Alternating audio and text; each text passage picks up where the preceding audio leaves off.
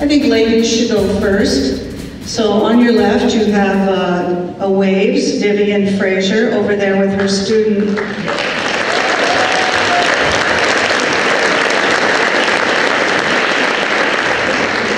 Lizzie Sadrin. So, Vivian, I don't know if you can hear me, but is there anything you'd like to share with Lizzie that you didn't share at the interview? I don't know, maybe it was how I took the beginning. Hold the mic a little closer, Lizzie. When I graduated from high school, Washington, D.C., all jobs were on the high school steps. So I went to work at the FBI in D.C. from my home in Connecticut, although I did not like that at all. And after I kept going from job to job, so my dad said one day, Viv, you've got to get a job and quit coming home. So he said, so I guess a lot of we have the same thing. Anyway, Dad said, well, join the military. And I thought, well, good Lord, good. So anyway, I heard the ways. I thought, well, they got the prettiest uniforms, so I just took it on.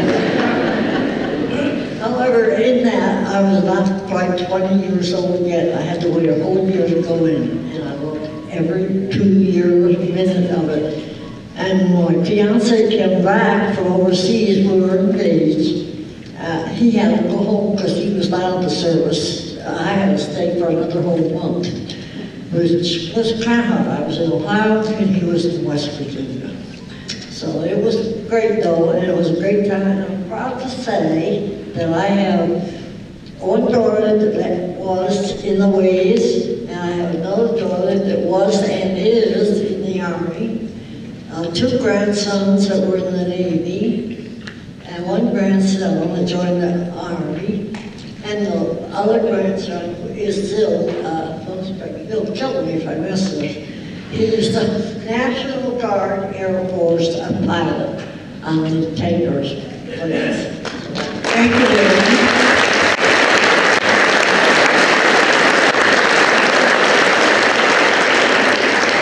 Okay, Lizzie, this is for you. What is the most important lesson you took away from your interview with Vivian? Oh gosh. Okay, well I have to say first of all that this was the funniest interview that I've ever had in my life. And it was also the first interview that I've had with a woman, which I've had 16 interviews total as of this year. And so it was really interesting to hear her perspective of the war and the jobs that she had to do. So I really enjoyed it. I was laughing so hard the entire interview. My cheeks hurt so bad for weeks afterwards because it was so much fun. Thank you.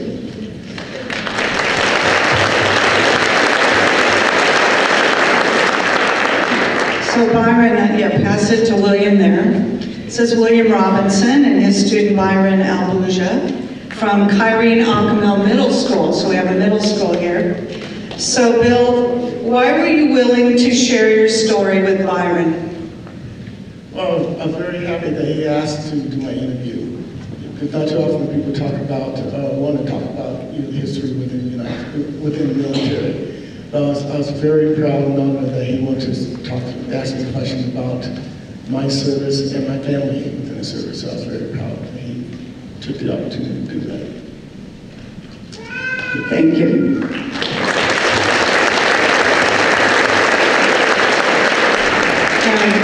This is for Byron. How did you grow as a person because of this interview? How did you change? What did you learn?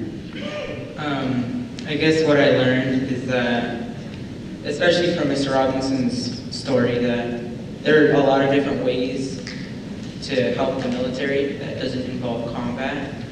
And I think that's, like, I can't really find the words right now, like on the spot, right?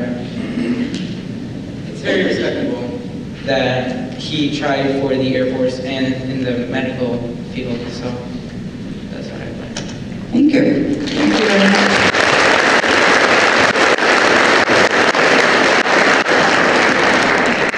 So this is Admiral Vern Clark.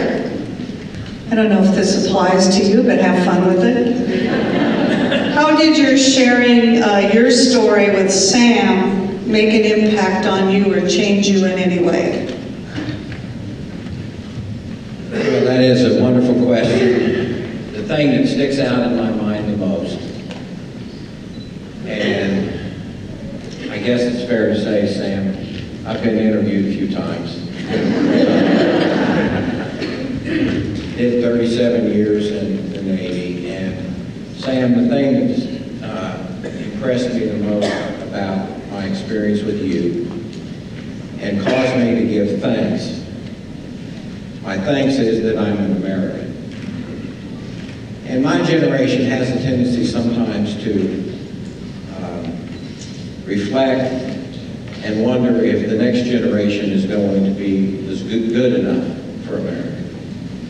The thing I'm most impressed about you, Sam, is that you convinced me that America is in such good hands.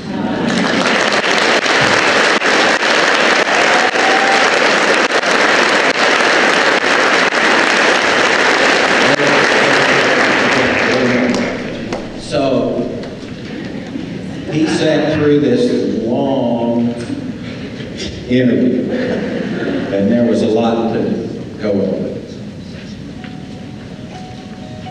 I have probably had, I've had college graduates from the major universities in the land work for me. And they often get the words down on the paper. But what they don't get is all the feeling and the subtleties that go along with the story. Honestly, in my entire life, I was shocked when I read your article the first time. The manner in which you were able to grasp all these details and the articulation, Sam, was just fabulous. Now, I know they're arguing about who gets you, whether it's Duke or if it's John Hopkins or whoever it is. But whoever it is extremely fortunate because you are a wonderful example of what we produce in the United States of America, and that's the greatest kids in the world.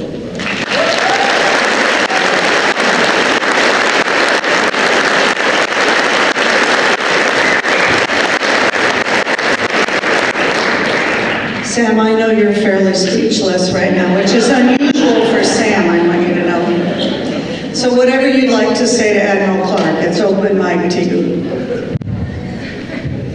It's hard to follow that, but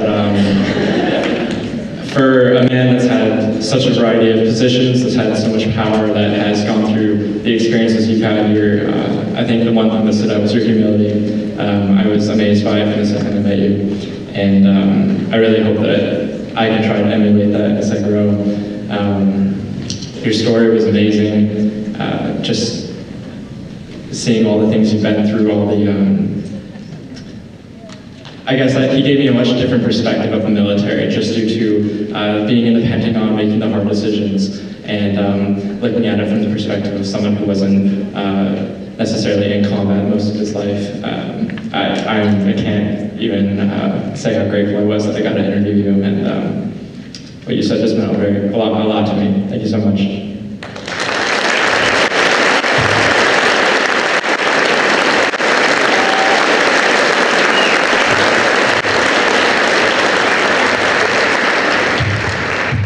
I think we have a request here. Well, Vivian, did you want to say something else? Just one more thing. I know I will soon be one of the past, but so are the ways. We are no longer women accepted for volunteer emergency service. It took me a year and a half to know what those 4 letters stood for, but I found them. Anyway, we are now all part of any woman in the military. Thank you.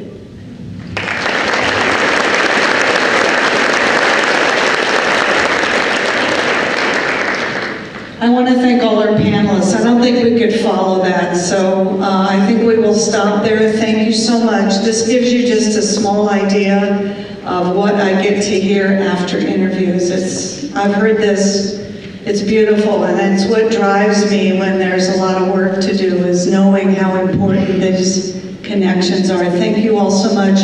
And let's thank the Humanities Council for sponsoring our panel today.